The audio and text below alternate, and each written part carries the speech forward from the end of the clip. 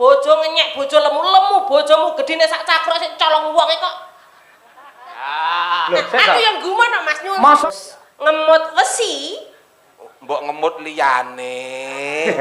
Ngemut parian ke sing bener apa-apa, sing penting nyambung. Iya. Dilat wesi nakno. Mau wis dimut kok terus didilat ki lho. Lah ora bener meneh. ora positif kuwi ora. Oh iya. Ngemut dilat. Ngemut wesi.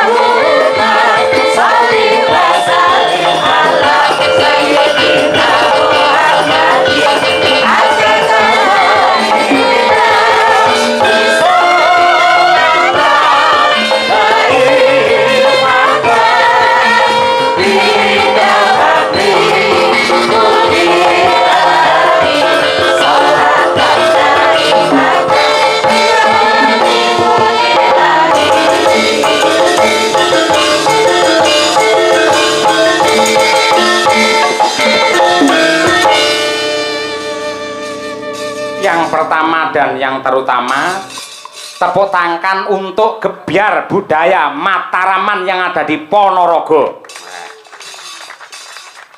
Kerjasama ya mak antarane Dinas Budaya Pariwisata Provinsi Jawa Timur kelawan DPRD Provinsi Jawa Timur dasare direngkuh kelawan Bapak Bupati ing Ponorogo.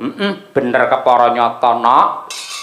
Awake dhewe rambah kaping pindho sak kanca nampa amanah dalam giat Gebyar Budaya Mataraman. Iya, mula luwih dhisik aku kelawan kowe ngaturake panuwun marang pepundhenmu ingkang dhat pinantu ing pakurmatan. Sapa, Mak? Ya kuwi Bapak DPRD Provinsi Jawa Timur, Bapak Dr. Suli Daim, panjenengane selaku anggota Dewan Fraksi PAN ing Jawa Timur sing wis kepareng rawuh wiwit sore mau, malah kepara kepareng paring dawuh sing inti sarine bebarengan nderekake para warga masyarakat ing Ponorogo, sapa meneh sing gelem nguri-uri, sapa meneh sing gelem urip-urip marang seni tradisi, mbuh reog, mbuh wayang, mbuh karawitan lan liya-liyane, yen ora kabeh para warga ing Ponorogo. Ngono kuwi ya, Mak. Kaya ngono kuwi. Ora kere uga ngaturake panuwun perwakilan saka Kepala Dinas Budpar Jawa Timur ingkang dipun wakili dening Bapak Ali Afandi SPD MT. Uga sak krunipun saking UPT Laboratorium Pelatihan dan Pengembangan Kesenian Jawa Timur pandegane karo Mas Rio, Mas Ragil dan kawan-kawan. Ya, ugi dumateng Bapak Ibu anggota Dewan ing Kabupaten Ponorogo, ana Pak Wahyudi, ana Pak Puryono, ana Pak Burhanuddin. Mboten kata lumpen dumateng Pak Camat ing Bungkal, Forkopimcam, Bapak Kepala Desa ing Bungkal, Pak Lurah asmane sapa? Lurah ngendi? Bungkal. Aku ora ngerti nduk, mergo ya urung tau nak nimbali karo awake dhewe. Ya aja ngono, mestine tidak kenal maka tidak sayang, mawis jagongan. Oh iya. 2 periode panjenengane Pak Sabto Priyono, leres nggih? Pak Sabto Priyono SPD. Kaya ngono kuwi. Sumrambahe kabeh para panitia lan warga masyarakat. Wabil khusus sungkem bekti dumateng para kiai, ibu nyai, para alim ulama, para guru pesantren, ustad lan ugi ustadzah ing wewengkon Ponorogo. Ya, becik ing Pondok Mayak, Pondok Ngabar kae, Wali Songo Ponorogo. Ngono kuwi. Lan uga pondok pesantren liya-liyane sing nyatane ketika negara ini mulai porak-poranda, maka santri pesantren yang siap untuk membangunnya kembali. Kaya ngono kuwi. Kaya ngono kuwi, Nduk. Ya, Mak, ya. Lah, sing jenenge pagelaran wayang kulit ini juga sebagai pengembangan ruang kreasi dan jaringan orang kreatif di Jawa Timur. Budaya Mataraman adalah kebudayaan di Provinsi Jawa Timur, terutama di wilayah bagian barat dan selatan, yang pada zaman dahulu berada dalam pemerintahan Kasultanan Mataram. Ya. Dan kegiatan ini sudah tepat diselenggarakan di Ponorogo karena perkembangan kebudayaan Mataram juga dipengaruhi oleh ajaran Islam karena banyaknya pondok pesantren sehingga membentuk masyarakat santri dan beriman menjunjung tata krama dan budaya luhur sebagai pedoman jati diri. Ngono ya. Oleh karena itu dengan gelarnya Gebyar Budaya Mataraman ini bertujuan untuk merawat, melestarikan dan mengembangkan serta mengenalkan budaya Mataraman kepada masyarakat terutama generasi muda agar bangga dilahirkan di tanah Jawa sejak zaman dahulu sudah mempunyai peradaban tinggi dan luhur serta kaya akan tradisi dan budaya yang luhur.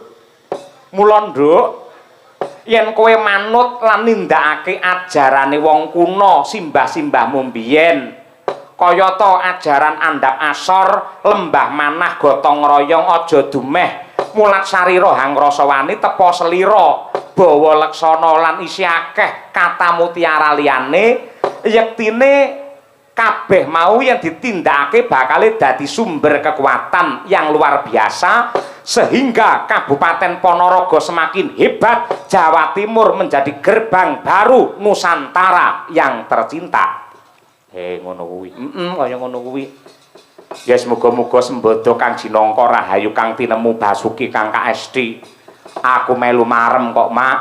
Yen akeh para anggota dewan para partai-partai sing kepareng tresnani karo budaya wayang tegese kaya Bali di era Orde Baru mbiyen dari kacamata seni dan budaya nyatane Bapak Soeharto mbiyen banget anggene ngayomi kelawan seniman saben-saben event apa wae kementerian instansi pemerintahan mesti dong gelar wayang dong gantung gong kaya jaman semono. Mula raneh ramoka lamun to negarane bisa ayom-ayem tentrem jenjem permanem malah iki pancen bakale digiyatke meneh lan para-para anggota dewan para pepundhene dhewe iki arepe nggugah ya kuwi semangate bab kebudayaan buktine ora mung iki wae besok ya bakal digelar ana ngrayun nadyan wujude campur sari kuwi ya budaya ning Ngawi ya digelar lan insyaallah tanggal 14 November awake dhewe sak kanca sowan ana ning DPP Golkar Jakarta Barat ya kuwi dalam rangka ulang tahun Golkar yang ke-61 wayangan meneh. Ngono ya, Mak. Kaya ngono kuwi.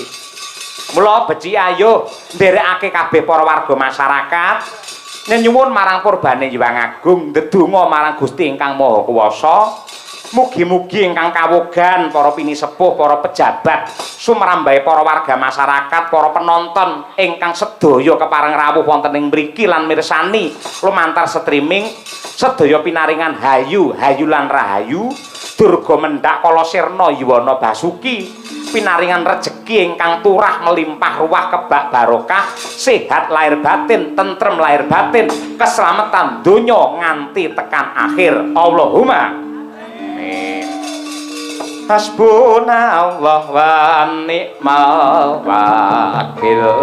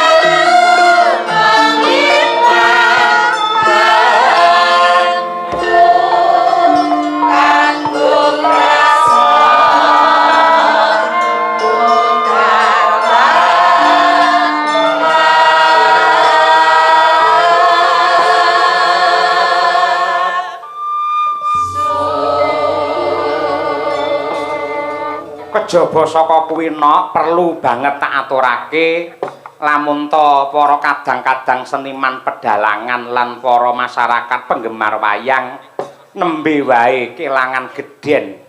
Iya to. Maestro pedalangan sesepuhe para dalang sing biyen asring pentas ditresnani menjadi idolane Piyai Ponorogo wingi dina Kemis ya kuwi Bapak Haji Anom Surata wis piniji sowan ana ngarsane Gusti Allah.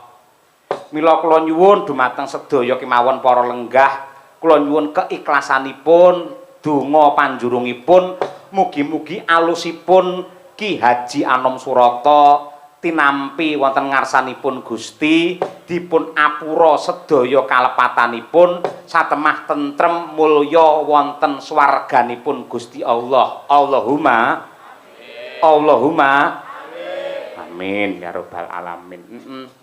Iya mak iya. Ya kaya ngono ya ya. Kabeh ya nglakoni kaya ngono. Intisarine ayo saiki nglipur para warga masyarakat ing Bungkal sing kepareng rawuh nderekake para pepunden iki sowan komplit kaya sing wis-wis gamelan wayang saka ngomah kanca-kanca pengrawit jangkep ya warangganane ya komplit malah klebu anakku sing lagi sekolah ana ing Wali Songo ngabar iki mau tak culik ya tak jak rene pamri apa men ora terputus anggone bakale nutukne amale bapake dadi seniman dalang yang beragama. Ya, ngono kuwi. Yen bapake pamane wejangan lek gur ngawur to, Nduk. Iya, mau ngawur. Nek anakku sak bisa-bisa ana dalile, ana dasare.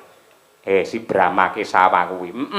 Alhamdulillah iki lagi kelas 1 SMP ana ngabar wingi seleksi dari 300 santri akhirnya tersaring 50 santri dan juga tersaring lagi 9 santri dan Brahma adalah salah satunya yakui santri yang menjadi penghafal Al-Quran. Luar biasa Hafiz. Kaya ngono kuwi wis apal surat rena-rena.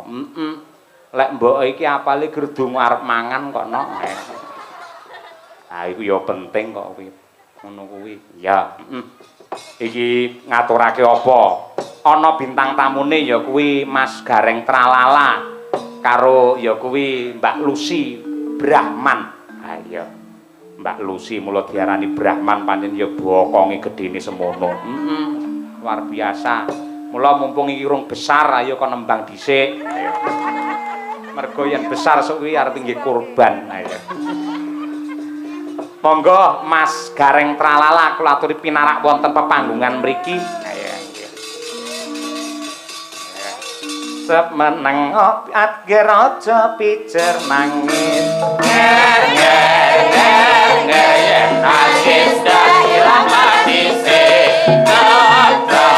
Bersama kowe jalopo akhir aja mati terang-terang hidup mati wis mesti akhir padha nanti tetep panama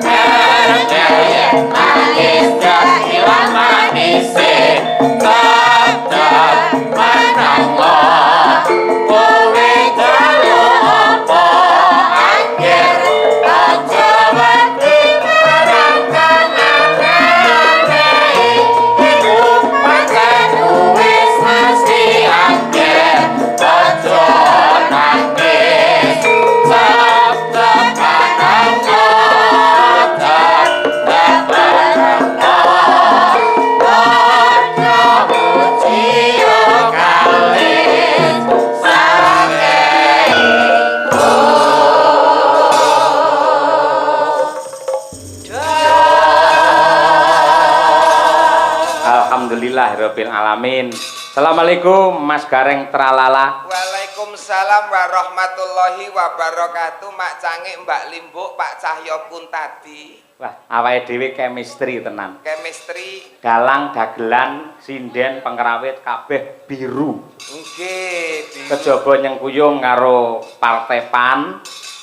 Biru adalah doa untuk warga masyarakat ing Bungkal mriki mugi-mugi bisa rukun bebarengan mbangun kota Ponorogo. Oh, nggih, werdine biru niku nggih Pak nggih. Nggih. Biswa rukun warga masyarakat Bungkal sesarengan anggenipun bangun Ponorogo. Leres nggih. Nggih, chemistry Pak, chemistry. Leres. Pake biru, kula ya biru. Nggih. Nadyan tekan dalan balik mulih meneh ngene. Lah kok balik mulai meneh? Wong sirar nganggo batik kok Pak wau kok. Jenengan? Nggih. Lho batik biasanya lah nggih jagong. Lah wong niki lak temane budaya dan pariwisata. Wah iya, Budpar. Nah. Telepon ternyata biru, Bali mulih melih Pak. Kok seragam biru. Nggih. Ya tujune kok jenengan kagungan kostum sing rupane biru. Lho, napa mawon enten Pak? Putih menduwe kula kok Pak. Putih nggih apa? Nggih anu, dadi lakone Gareng dadi ratu mangke nganggane putih ngoten. Wah iya, apik. Berkah. Lek pamane kostum ireng nenggo apa Pak Gareng? Ireng nika nggih dingge anu Pak. Dingge seragam kalian Pak Dalang kali kanca menyesuaikan. Oh, main ketok langgeng. Oh, ireng. Ireng ki ya nek werdine ora mung biru tok kok Pak. Ireng apakah wardine? Ireng kuwi warga Bungkal iri drengki ora pareng. Wah iya.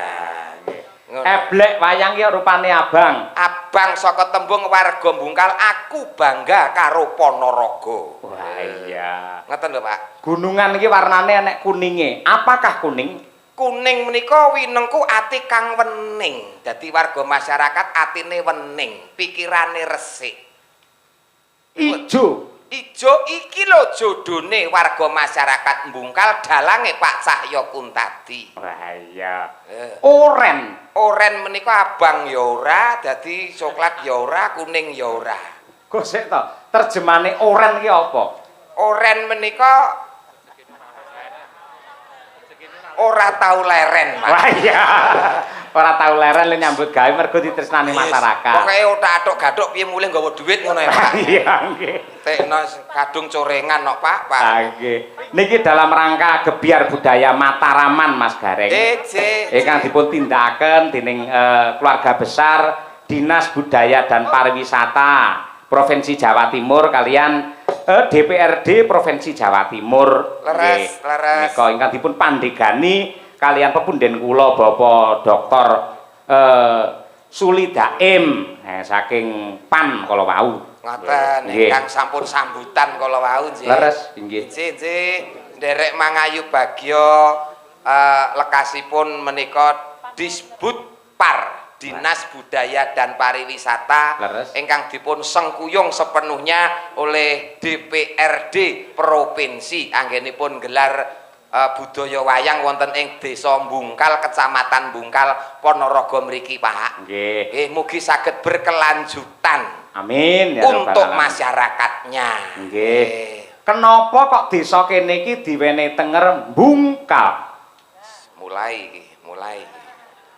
Bungkal lho pancen desane jenenge niku kok, Pak. Loh, Gareng yen nang ngendi-ngendi biasanya selalu menerjemahkan, menjabarkan. Upamane Ponorogo apa ki para wargane do sayo rukun. No ki nata negara supaya becik. Lah, Bungkal iki lho resikone nek nderekke dalang cerdas ki ngene iki lho.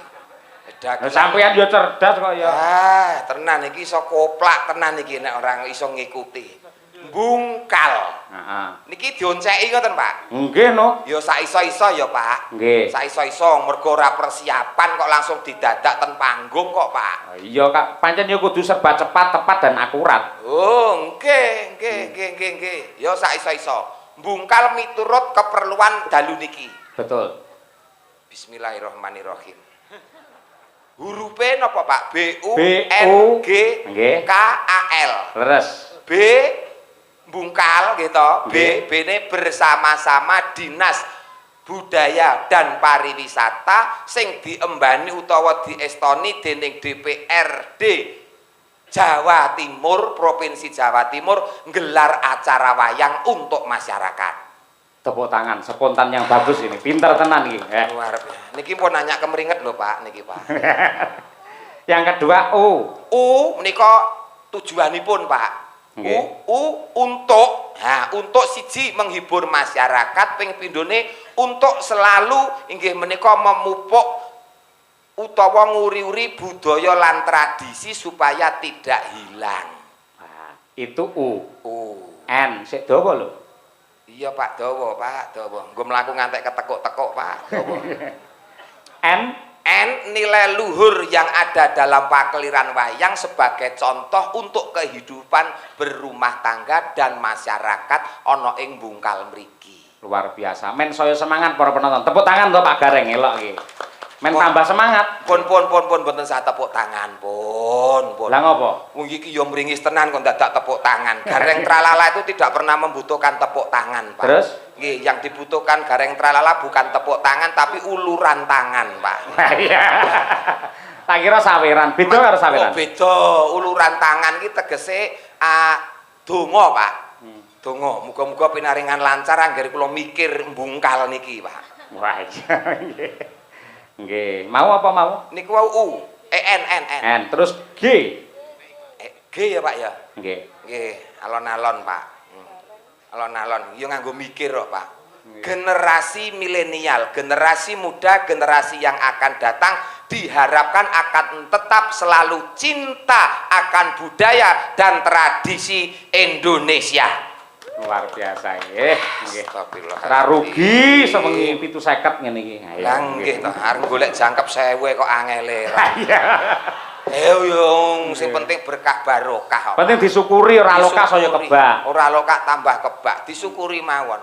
Nggih. Nggih, pira-pira ditampa. Sing maringi ikhlas berkah kanggone sing nampa. Nggih. Ikhlas nggih? Ikhlas. 750 ikhlas. 750 ikhlas niki pira-pirae kula mulih ora nampa ya ikhlas. Ning raimu kok pucet ngono? Mboten pucet nyatraine Gareng pun ngeten niki tegese kula mulih keng mriki lahir batin Pak ora disangoni ikhlas. Sebabe Wis lunas. wah iya. Le cemepak Wani gleling mergo wis lunas niku, Pak. Terus K. Kepara nyoto. Angel tenan Pak niki.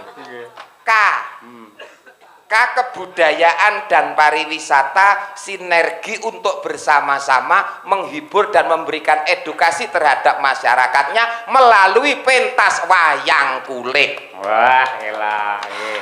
Ya dikompleti dengan dalang sapa bisa? Dengan dalang Ki Cahyokun tadi satu-satunya dalang yang terbaik, best of the best, dalang idola. Saka tembung idola iki dalang ora larang.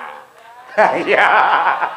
Ya ora apa-apa mau golek dulur kok ya to. Nggih, waton larang-larang malah ora ketanggap malah merongos ning omah. Betul, Pak. Betul. Kula jenengan karo kanca-kanca iki sing penting lek iso metu kok omah ngoten mawon. Iya. Ten omah ya bunek kok, Pak. Iya. Iya. A. Mbok kula diwangi to, Pak? Yo ora, engko tugase dhewe-dhewe. Oh iya. Aku wis sewengi lho kulo bakal mikire. Akan menjadi barometer tolok ukur di Provinsi Jawa Timur untuk provinsi-provinsi yang lain, budaya dan pariwisata sing selalu ngrembaka. Tepuk tangan untuk Jawa Timur. Iya. Iki ngongkon tepuk tangan karo mikir dhek bar iki apa ngono. Nggih. Iki mau apa? Niki A. Terus kari dhewe. L. Larso melu ra Larso. Ora melu. Lagi umroh ayo. Layak untuk diteruskan, layak untuk dilanjutkan acara seperti ini karena banyak manfaat yang positifnya untuk masyarakat, manfaat yang positifnya untuk Jawa Timur. Wah, nggih. Tepuk tangan. Nggih, Mas Jajak. Nggih. Menika Jajak mriki jijik. Niki lho, semunipun pepunden kula menika ingkang winantu pakurmatan Pak Ali Afandi menika saking perwakilan Kadis Budpar Jawa Timur rena penggali mergo jenengan sampun saged menjabarkan tentang bungkal niki wau. Nggih niki miturut kepentingan dalu niki. Wau nggih paring dawuh panjenenganipun Pak Ali menika. Nggih. Insyaallah mangke teng Ngawi nggih badhe wayangan. Lah nggih bareng terjemahne ngeten niku kula kelingan wingi ten Blitar nggih Pak nggih. Napa? Kan nerjemahke desa Blitar rampung cek ngoten niku langsung pimpinane munggah panggung nyawer 500 teng Blitar wingi nggih Pak nggih. Sik arahmu ki arepe golek saweran napa piye? Mboten teng Blitar wingi lak nggih nerjemahke ngoten lho. Ya Blitar karo kene beda. Lho lah nggih kula nganut kelingan lak entuk to Pak kelingan ki lak ya entuk to. Carane piyayi maringi rejeki marang seniman, ora kok langsung mene dhuwit ngono ki ora. Ning sapa ngerti, ya toh. Mau panjenenganne Pak Ali paring dawuh. Setelah ini kalau nanti lancar Pak Dalang, kita pindah wayangan Gebyar Budaya Mataraman di Ngawi dan juga di Pacitan. Wayangan klasik tanpa bintang tamu dagelan gareng. Ora apa-apa. Niku sasine napa kira-kira? Kira-kira mangke ya Desember utawi Januari. Desember gede-gedene sumber, Januari hujan sehari-hari. Terus Wayangan ora nek garenge udan. Sik, ndek iki ning Blitar aku ngejak kowe kok udan deres yo an. Anu lali jopone, Pak, lali jopone, Pak. Mboten wis pokoke tetep klasik ndak masalah, sing penting lancar, wayang tetep ngrembaka. Mangke. Ora Ini ya komplite tetep ngangge gareng kok, tetep ngangge gareng. Kula ora dijak ki tetep nusul, Pak. Nusul. Wani ngeyele kok, Pak. Nggih. Pak. Kula golekne kanca. Ha iki. Niki Waranggana domestik saking Ponorogo sing ibarate digodhog wis ora iso empuk. Wis alot banget ya, Pak. Nggih, ngoten niku. Mbak Lucy Brahman. Coba kaya apa? Men jumeneng. Ayo. Ayo. Nonen nonen nonen nonen nonen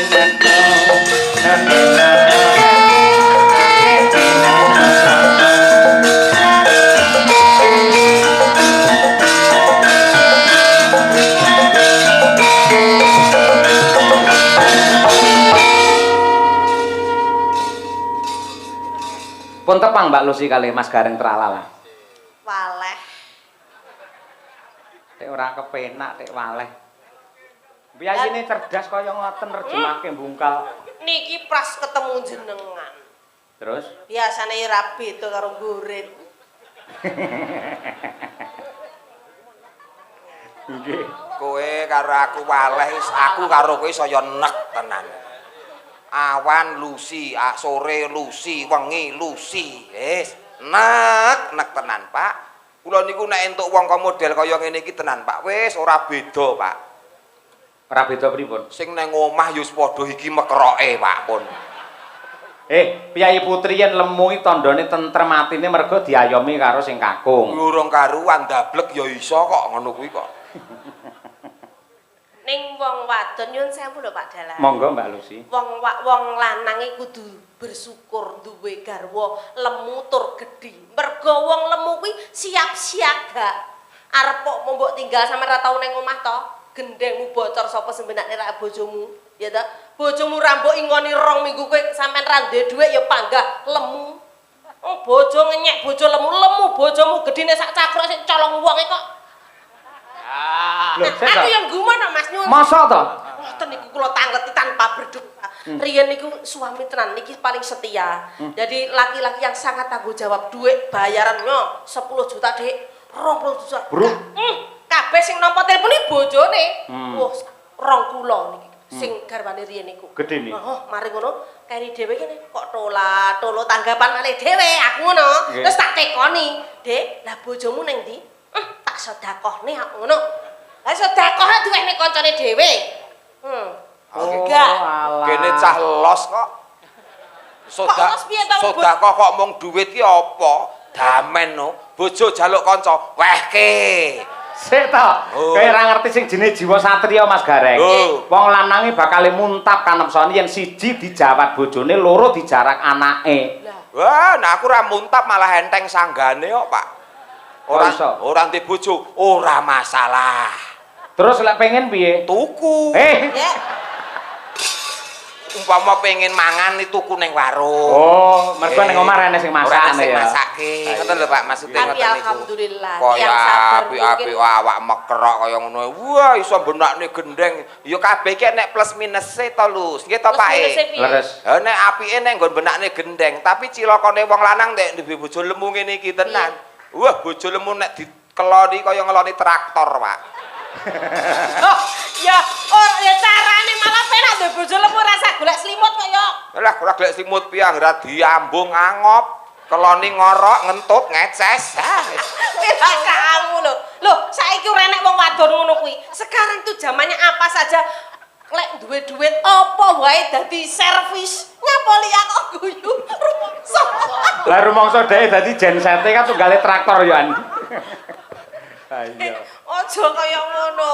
Tegese dhek iki menghina emansipasi wanita. Lah, leres kamu itu termasuk menghina emansipasi wanita. Sekarang itu persamaan gender tegese wong lanang kuwi juga wong wadon juga bisa sepadan dengan perempuan. Contohnya, pemimpin negara kita dulu pernah menjabat sebagai mantan Presiden Republik Indonesia. Loh, yo putri. Terus Bu napa kuwi Gubernur Jawa Timur yo putri Bu Khofifah. Tegese kuwi emansipasi wanita, kesetaraan gender lah. Ngono kok. Dadi pakaryan sing kulinane ditindakne Piyai Kakung wong putri yo bisa. Ora karuan kabeh.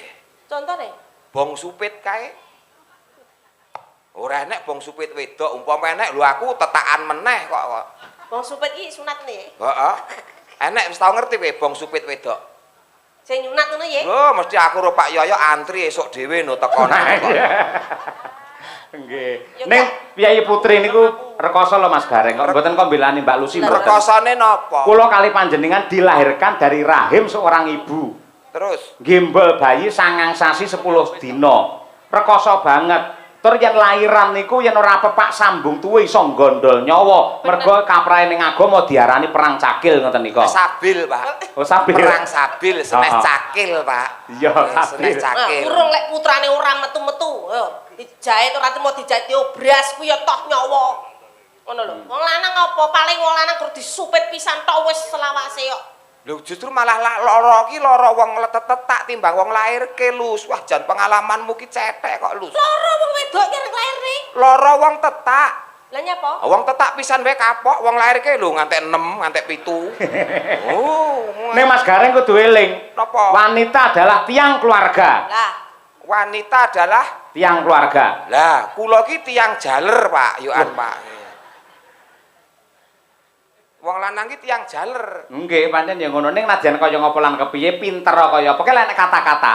Kata-kata Dibalik dibalik suami yang hebat pasti ada istri yang setia. lah. Nah, ngono kuwi. Kula ketok iso kaya ngeten iki. Niku mergo dongane bojo kula Bu Kesi. Seorang istri selalu mensupport sing kakung, makanya menjadi seorang laki-laki yang hebat dalang kondang.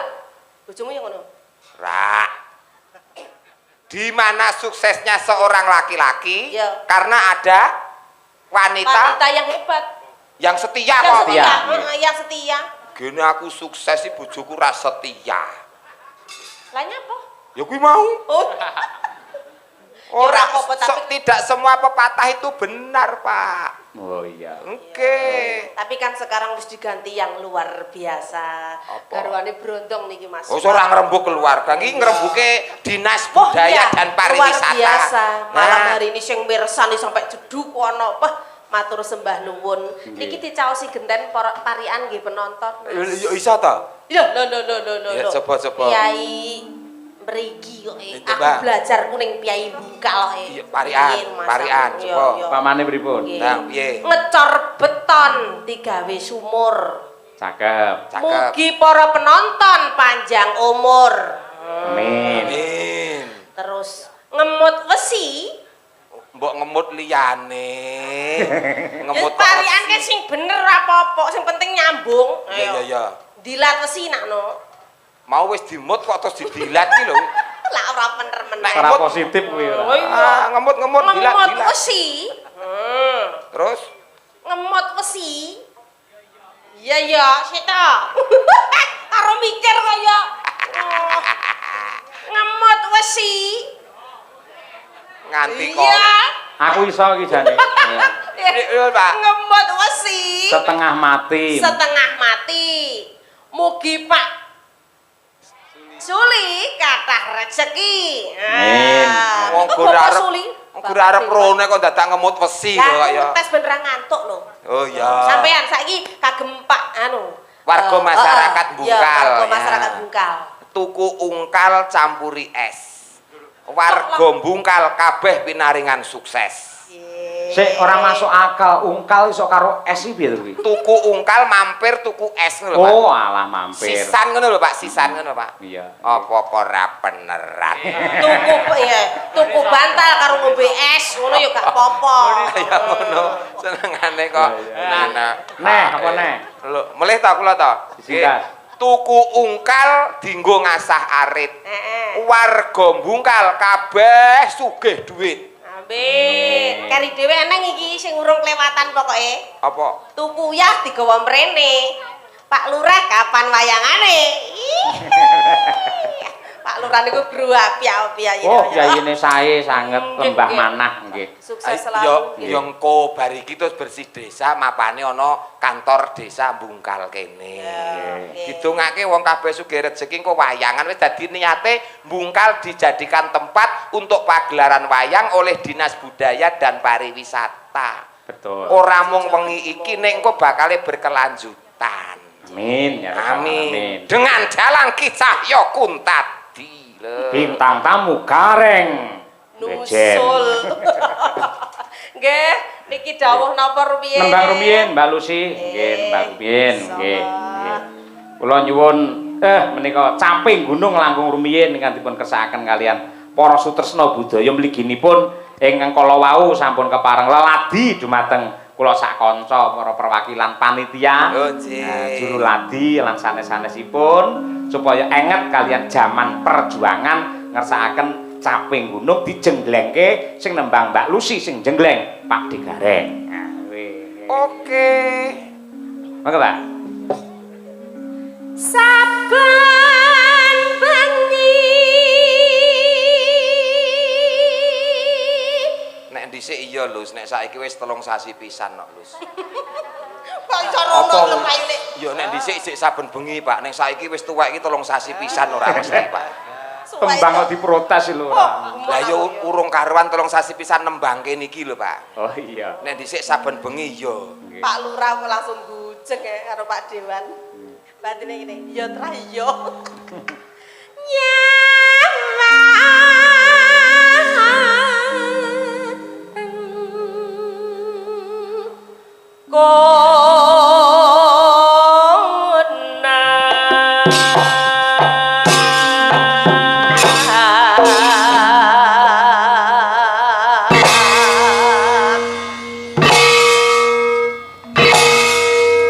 Krawitan iki nek wis madang karai ngene. Seniman pilihan. Jos. Jos, Kompak. Slogane sempak teles. Aja purno lho, Ge. Semangat kompak anti lemes. Wah, iki. Semangat kompak anti lemes. Saben aku mumbul mesti dijenggleng. Madang kara. Madang Kompak. kara, hebat. Kompak. Dangger kowe jengglek apa mumbul? Mesti dijengglek. Lho buktine ora enek kok pengrawit aras-arasen mongko pendandina Pak Yoyo ki wayangan. Gak enek. Nek tetep kompak. Kompak. Iki pengrawit ngene iki sing perlu diundhake kesejahteraane Iya. ngene iki. Angkara Asmita. Oh, lah iya ngene. Sarjana seni. Dereng. Kok ora kompak, Reng? Non? Kok ora kompak. Yo biasane ngono kuwi, Pak. Penyusup iso ngono kuwi, Pak. Yen memajan hamong karo janur kuning janur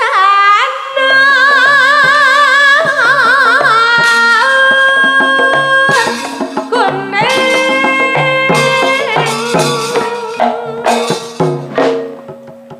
Tenono sak tekaku. Jenenge kompake madang karai yo ngene iki. ndak ngumpul to. Oh, aku rung mumbul bakalan dijengglek. Selah Padang lho, Reng. Ya wong jenenge wayangane teko esuk kok Pak alon-alon wong nyat wong tuwek iki rada suwe kok, Pak. Ngetes karo pean. Iki seniman canggih kok. Ora mung aku tok, Lus. Kowe mumbul mesti dijengglek, Lus. Loh, cacah wis mudeng lho karo aku. Mudeng ki nggon apa? Mudeng ki paham maksude. Lah iya maksude aku obah blang ngono iki pas koe. Lho, kanca-kanca, lah warga kene lak urung pirsa. Lah, wis kerep ngono. Bawa mumbul. Tekan dhuwur gondelan kuwi wesi. Aja mudhun nek urung tak jambak. Tembok jambak apane kudu. Wirone. Iki nek Rama Yai. Wirone.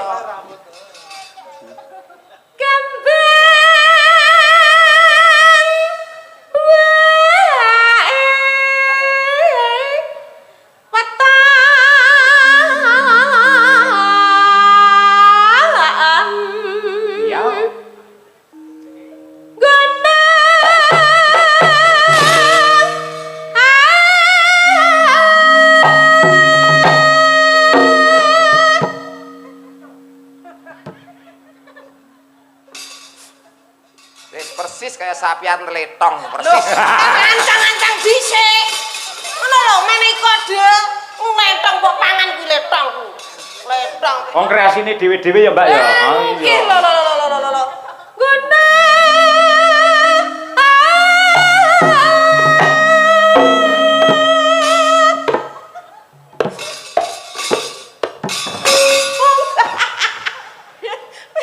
Ya ta, lek aku kerpling ngono lho.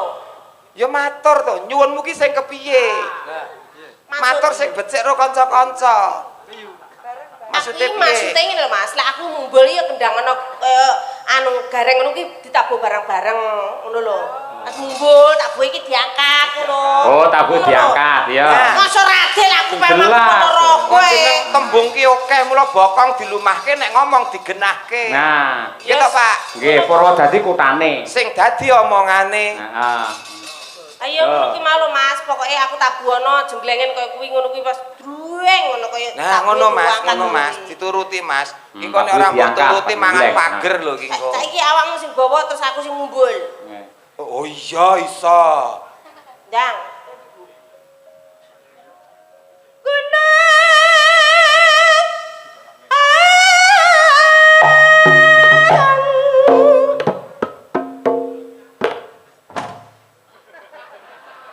Gak ngono kuwi jemati.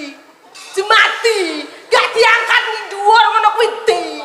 Maksude piye kowe mau lak mau to nek aku mumbul diangkat lak ngono to? Maksude diangkat ning dhuwur ditabuh siji-siji kaya awakmu mau lho. Tabuh siji-siji, oh sing jelas. Wis. Gunung ya Mbak balik. Nuruti wong Ponorogo kok. Nuruti wong mekrok ki angele kok eram. Pak No ijan gak somet mbek aku dhek iki lho Pak No. Cakno. Langsung viral. Gundul.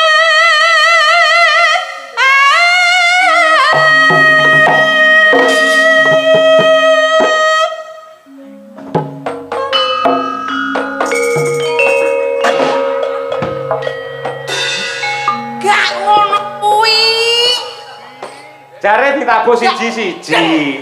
Munine lho piye? Munine ki lho piye ngono lho. Nabuh iki munine piye? Munine iki bar jeng ngono lho.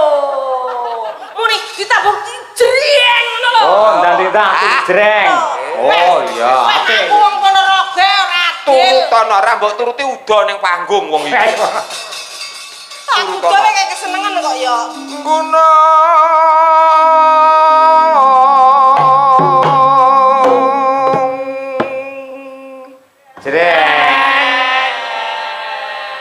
Gak mbok tabuhi rapatek. Tak dongane lara udun kabeh. Gel. Ah, bengi iki Mbak Lucy ngeblong. Lo gentenan to, Pak.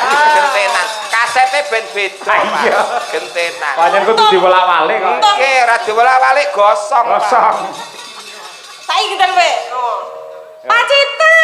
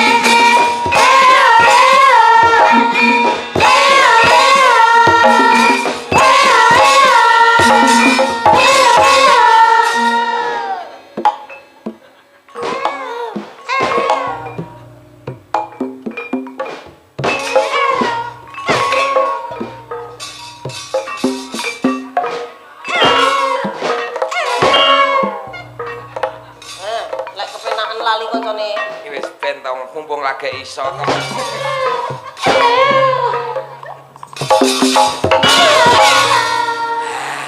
Ning Ponorogo iki kota santri. Kudune dhek berkarya dengan penuh etika. Sampeyan ngenjleng Mbak Lucy oleh ning aja didepne Mbak Lucy. Jenenge enggak sopan. Maksudnya sirahe Madhepe rono. Oh, ngono kuwi aja langsung madhep rene. Ayo. kok madhepe mriko ngoten to? Nggih, ayo. Ngerti to, paham to? Paham, Oke, paham, yo. paham. Akhlakul karimahe kudu dijaga. Yo, yo. Yo, deblak untak. Yo, Ji, rok lu.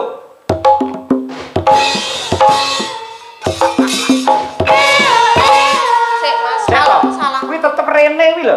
Kok ngerti to panjenengan bocah noleh? Lah aku nyawang kok kene kok ya. Ngene lho, Pak. Sik mbok engko rono lho. Menggok dhewe kok. Ronokno ngono lho. Ah, ngono lho.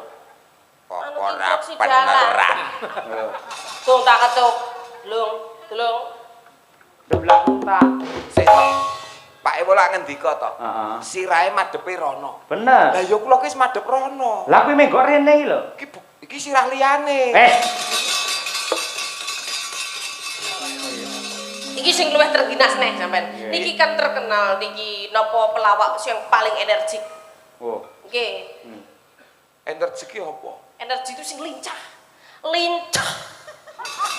Deng dia omong ae. Kupinge kelomoh langsung. Wong lek orang tak tidoni sindan orang semangat. Bar mangan apa to, Lus? Lus ambune kok badhek men ngene. Gak terima badak. Lah dijak omong dijak ngendika Pak Dalang kowe ora tek nyaut iki mang nyapa to jane gumun aku. Nyaut, wong yo nyaut ngono kok. Sing energi kuwi alias lincah. Lincah. Ya, kita panas.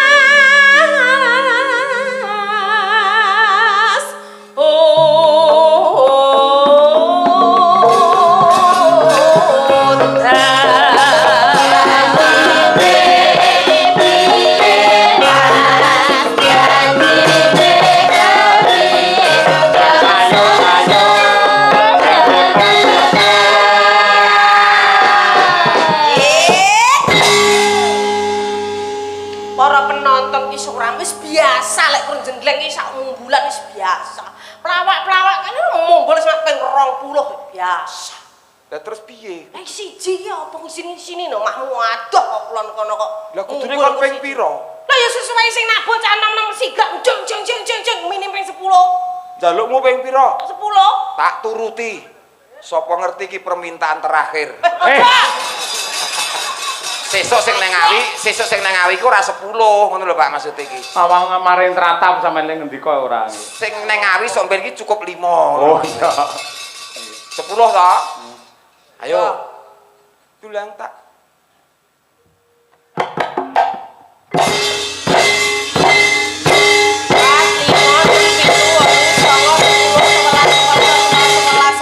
Kakean. Lah pinten iki mau? Iki 12 no. Waduh kokean loro, Pak. Nggih. Tak jikok loro, Pak. Apa ana jikok loro? Wah, terengginas tenan aja. Masyaallah. Rupane kaya ngono tapi ya luar biasa. Heeh. Coba. Panas udan panas aling-aling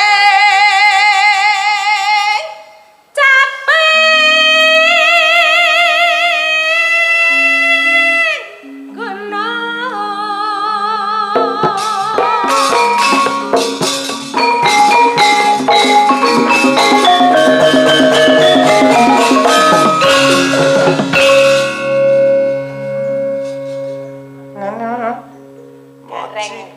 Aku.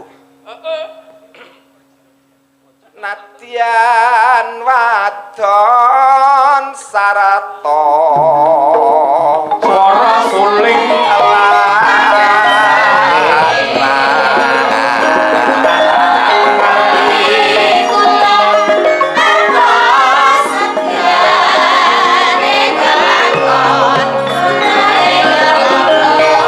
masuk lan kami pun kami gunung banyu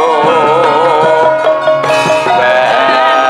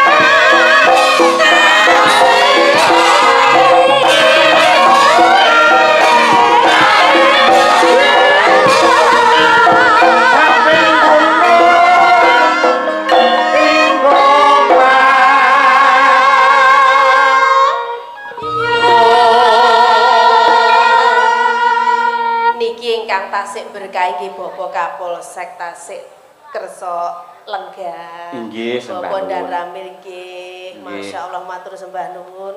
Mugi sehat panjang yuswanipun. Amin nggih. Sakar bisa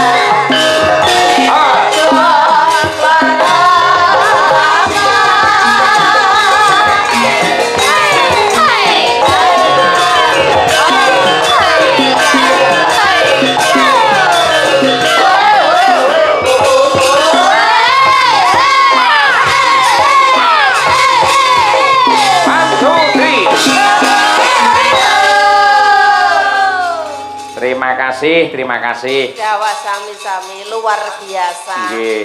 Tembang menika kula wau ugi kula aturaken dumateng para pepunden kula, para guru-gurunipun, Mbah Kiyainipun, anak kula pun Brahma Kesawa ingkang lenggah wonten ing Ngabar. Mbahe Brahma ya kuwi Mbah Kung Wahib, ya sing wis ngrengkuh Brahma kaya putune dhewe. Pak Jainul ugi mekaten wis kaya bapake Brahma dhewe teng mriki. Ugi Pak Nasrul lan sedaya kemawon Bu Maryam ingkang nyatanipun ya karo nglawentah santri ning ya tetep tresna kalih budaya. Ya, ngoten niku. Luar biasa. Boten kata lupen ugi dumateng penggemar setia Ki Cahya Putati wonten channel YouTube kathah sanget ingkang rawuh dalu niki. Wah nggih. Kantune salam nggih. Kleben menika dipun tenggani kalian anak kula lanang Mas Nanda menika mahasiswa isi Surakarta. Jurusan pedalangan sing sok ngasta wonten mriki Mbak Lucy, Mas Nanda niku. Oh, ngaten. Ndi putahe? Nggih. Mas Nanda ndi? Ondele. Oh, nggih. Oh, niku nggih. Wis tau dijak. Blas. Siap kathah mriki dalang muda luar biasa. Nggih, leres. Yang pernah meraih beberapa prestasi juga. Alhamdulillah. Kan tegese wayang ora bakal punah mergo tuwuh generasi dan generasi lebih baik terus. Nggih. Menika wonten nawala saking pepunden kula Bapak Haji Suli Daim MM, Wakil Ketua Komisi E, Wakil Ketua Fraksi PAN ingkang ngersakaken lelagon Apa ki? Wijaya Kusuma. Ha nggih. Wijaya Kusuma. Nggih. Tapi tak golekne kanca Mbak Lucy. Oh nggih, kita ayu-ayu kok. Iki lho rek. Iki sing anyar iki coba. Ayo, nggih. Ngene iki lho, duwe bojo sing ngene iki lho rek. Ngene iki lho. Iki musuhe sumber kencana. Ayo, Mira. Oh Mira. Wah, jan ya. Bojo ngene iki. Sublak suweng men jumeneng. Yo Mbak Mira, dados.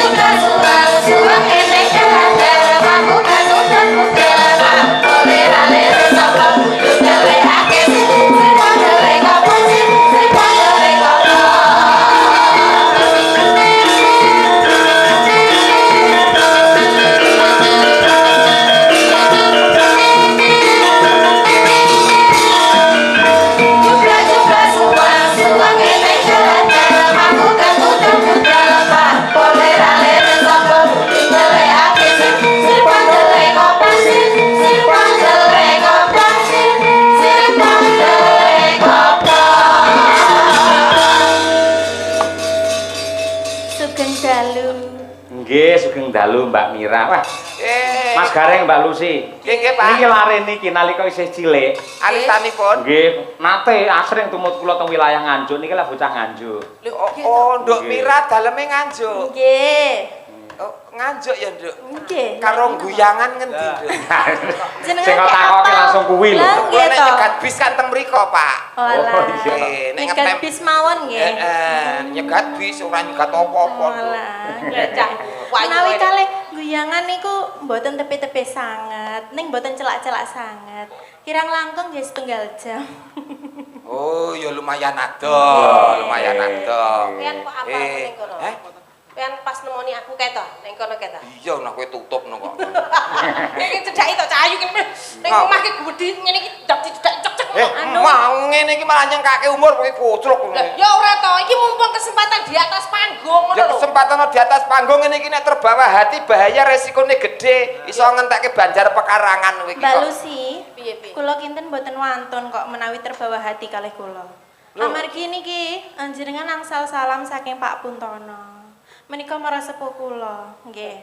Menawi jenengan macem-macem kalih kula, jenengan mengke lewat pundi lah. Mengke digasak. Mantune Mas Puntono. Nggih. Jliteng kakangku kae. Kok ya jliteng ngono lho? Ireng Ya kakangku. pancen iya sih. Nggih, mboten mungkin wonten anu Mbak niki Ning ora apa-apa, macem-macem. Nduk. Mergo ning nggur panggung kudu los. Lek ora kuwi. Lho, Kesempatan, mantune kesempatan. Puntono to? Nggih. Pak Puntono. Wah, mantu ya. Ya ora apa-apa. Iya, iya. Gak apa-apa. Masa Aja ngono isin. anu arep macem-macem. Mantu Iya, ae. iya. Wong wis sare wong wis. Iya, kok sik alon-alon. Iki kok. di atas panggung los plat kuning kabeh. Kasar kowe iki alon-alon wae to. Piye to? Lucy. Dhuwur panggung ora apa-apa. Ora disongkoke kok mau. Ora disongkoke kok maju dhewe. Lho, Inisiatif. Pumpung cedak iki tak kon jongong ning ngono kok. Anu daleme ngendi Nganjuk. Nggih, asli. Mongko Pak Puntono ki Sukoharjo. Nggih. Oh, saiki tinggale ning Nganjuk. Lho, nggih teng Sukoharjo. Oh, datang mriko, Pak. Boyong nang Sukoharjo. Boyong teng mriko. Riyen kula nderek Pak Cahya niku tasih tasih umbelen kula. Nggih. Oh, kabare ndek Teng dhuwur panggung tasih nangisan. Oh, cilikane si Momong kowe ki lho, Rek. Nggih jenengan sing nyewoki ngoten kok. Nek adus nggih didusi gitu. Oh, ala Mira sing dempet tak cewoki kae to. Wis gede saiki. Lah kan pamrih jenengan niku jane nggih napa nggih? Mbah. Gitu mbah kula jane. Nggih to? Kan riyen sing ngomong kula. Leluwur. Lah nggih to. Wah, jak jebul iki bocah sing dempet kula cewoki nek adus tak dusi nika niki to, Pak. Nggih. Sombong saiki. Kok iso? Saged. Cewek saiki cewek dhewe ora ngakon aku kok. Lah wis gede kok. Harus mandiring pribadi kok. Piye Mbak. piye sampean umpama duwe Lho lah ya beda to umpamane gantuk aku iki ngono. Umpama mlaku lah ya beda to. Ceritane rak beda. Aku Iya, mlaku iya. terus Pak Cahyo kun tadi tanglet. Iya. Ya ampun Mbak Mira. Nggih Pak Cahyo. Mindanipun tukon pinten. Ya ngalah kok sia-sia mendok. Ditakon niki aku ora mirane. Lah piye? Lho ngene sing ditakon niki aku to, Pak. Lho Pak De Gareng. Pak Cahya. Nggih badhe teng pundi? Ngeterke Dik Mira nderekke Pak Cahya pun tadi. Oh, ngaten. Nek umpama aku bojomu. Ya. Lho Pak De Gareng. Pun. Badhe teng pundi? Ngawin kejaran. Sia-sia. Ora gelem tak kawin dhewe. Iki meneh contoh sing ora apik. Kok bojo tuwa dijaran-jaranke. Bojo tuwa iki kanca berjuang. Aku karo kowe iki omah-omah duwe jaran, wayah ngawinke mula aku karo kowe mlaku golek jaran sing gelem ngawinke jarane dhewe ngono lho. Lah aku kok tuntut muni jaran kok. Ya berarti aku jarane. Lho kowe jaran apa udu? Udu. Udu ra entuk nesu. Lah kok gandeng kok. Wong jarane ade sing nang omah kok. Truk. Ya sing adil. Ya adil, adil. Kene ya Nduk Mira. Nadyan to mantune kanca ora apa-apa. Kenapa-napa? Umpama sampean duwe garwa Mbak Mirah cara mandi ngono iki mbok dusi apa wong bojone ayu. Paling ora air susu. Ayo. Mandi susu. Mandi susu. Makane putih terus awake. Lah iya mandi susu. Umpama bojomu aku Mandi lumpur. Lapindo. Wah, mandi lumpur terus live TikTok oke wong nyawer kok malah. kok malah aku bojo emes yo. Salami lambiyen. Ya aja kaya ngono. Umpama garwane iki jenengan Dik Mira. Dik Mira iki badhe, "Mas, nyuwun mimi ngene mbok jukuk mimi apa?" Paling ora ya mimi iki Coca-Cola, Fanta.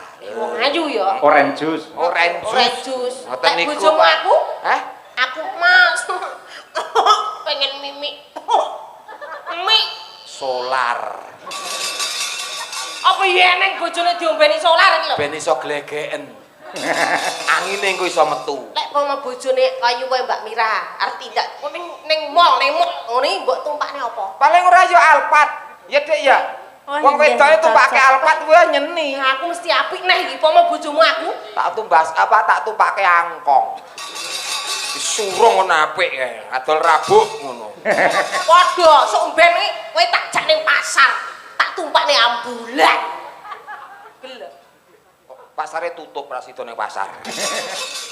Kusuma Wijaya ayo Nduk Mira. Isa ya Dik Mira. Kangen karo suarane jenengan coba kaya Wah apa. iya, cilikane kaya ngono, saiki gedene kaya ngene. Ha nggih. Kusuma Wijaya saged nggih. Nggih. Ya.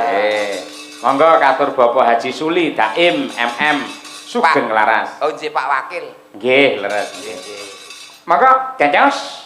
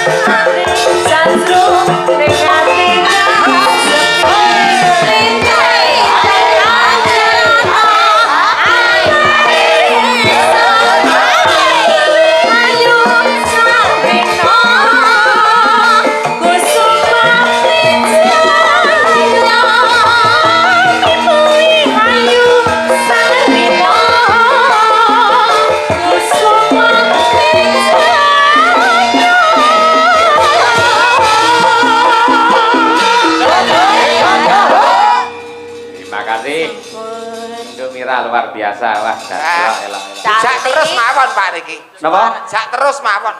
Terus piye bar iki prayok terus. Nangge terus golek ngoten. Ah nggih, amin. Mbak Lucy kalian Mas Gareng. Dapur. Mangke kalajengaken wonten ing segmen goro-goro. Oh, nggih. Siap. Kula tak mbacutne gelaring cerita ingkang kepareng mirsani nyimak lakon mboten namung mapan wonten lokasi ning kathah ingkang mapan wonten ing YouTube menika kepengin ngertos dumateng gelaring sanggit. Ya.